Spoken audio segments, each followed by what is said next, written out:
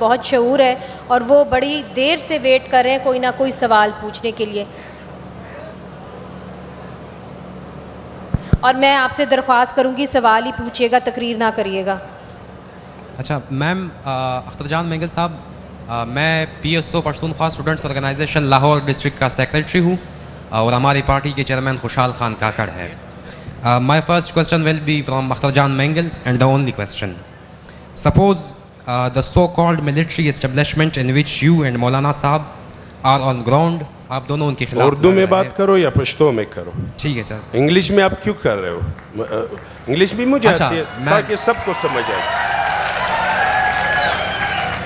اچھا، بات دراصل اس طرح ہے کہ انگریزی ہماری پشتو میں بھی قومی زبان ہے، پاکستان کی تو اردو قومی چلے زبان ہے. سوال کر لیں.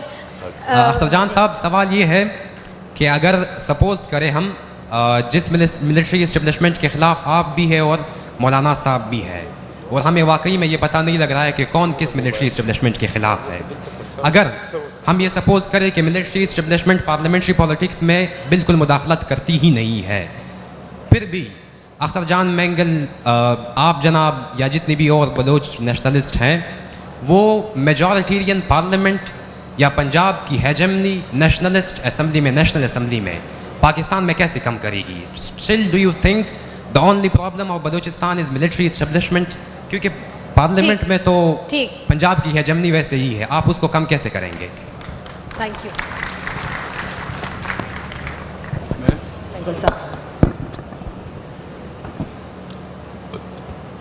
شکریہ.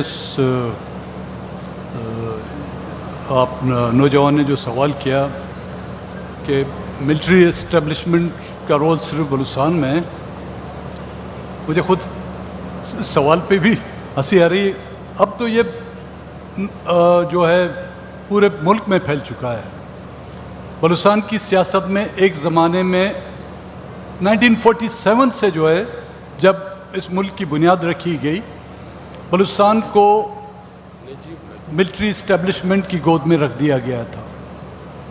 اور ہم اس وقت سے چیختے بھی تھے، چلاتے بھی تھے، ایوانوں میں بھی بولتے تھے، کسی کو ہماری بات کا یقین نہیں آیا. اور جس طرح مسنگ پرسنز کے کیس کے بارے میں ہم لوگ پوائنٹ ریز کرتے تھے تو لوگ ہمارا مذاق اڑاتے تھے کہ کیسی بات کرتے ہو، کبھی لوگ بھی مسنگ ہوتے ہیں، کبھی اسٹوڈنٹس بھی مسنگ ہوتے ہیں، کبھی سیاسی قیادت بھی مسنگ ہوتی ہے. تو آج آپ نے دیکھا کہ مسنگ پرسنز اب صرف بلوچستان میں نہیں ہے، اور بلوچستان کے پولیٹیکل ورکر نہیں ہیں، بلکہ آپ کے پنجاب، خیبر پختونخوا، سندھ اور دوسرے علاقوں سے بھی آپ کو مسنگ پرسنز کی جو ہے گواہیاں ملیں گی. اور اسی طرح اسٹیبلشمنٹ کو جو ایک چھوٹ دی گئی تھی، بلوچستان کو جو ہے اس تشت میں ڈال کر اس کے سامنے پیش کیا گیا تھا، یہ نہ جانتے ہوئے کہ یہ اسٹیبلشمنٹ عربیوں کا وہ اونٹ ہے جس کو اگر سر رکھنے کی جگہ دی جائے گی تو وہ تمبو سے جو ہے مالک کو باہر نکالے گا. اور یہی ہوا ہے. اس وقت مجھے آپ بتائیں کہ کون سا وہ ادارہ ہے ملک کا، آپ پارلیمنٹ کو چھوڑ دیں، عدلیہ، آپ کی میڈیا، آپ کی سول سوسائٹی، یہاں تک کہ بھائی میرے میاں بیوی کے معاملات میں بھی اسٹیبلشمنٹ کے آپ کو ہاتھ نظر آتا ہے.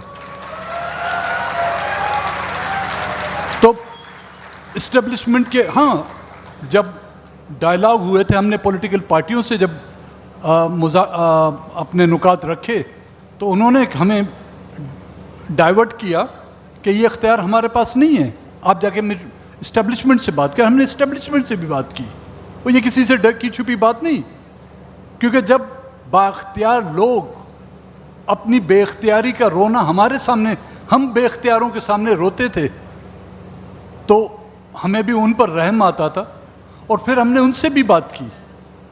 اور جب ان سے بات ہوتی تھی، آج نہیں، کل نہیں، 4 دے دیے، 2 دے دیے یا 8 دے دیے، اسی طرح وہ مسنگ پرسنز کو ہمارے حوالے کرتے رہتے تھے. تو یہ سوچ کہ اسٹیبلشمنٹ کا دائرہ اختیار صرف ہمارے بلوچستان کی سیاست میں پورے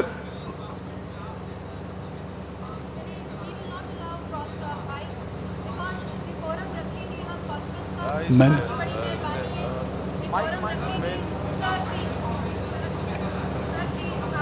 साथ कोऑपरेट करेंगे बिकॉज हम डेकोरम रखेंगे लीगल कॉन्फ्रेंस का. मैंने आपको मौका दिया सवाल का, आपका वक्त था, अब किसी और का वक्त है. जी.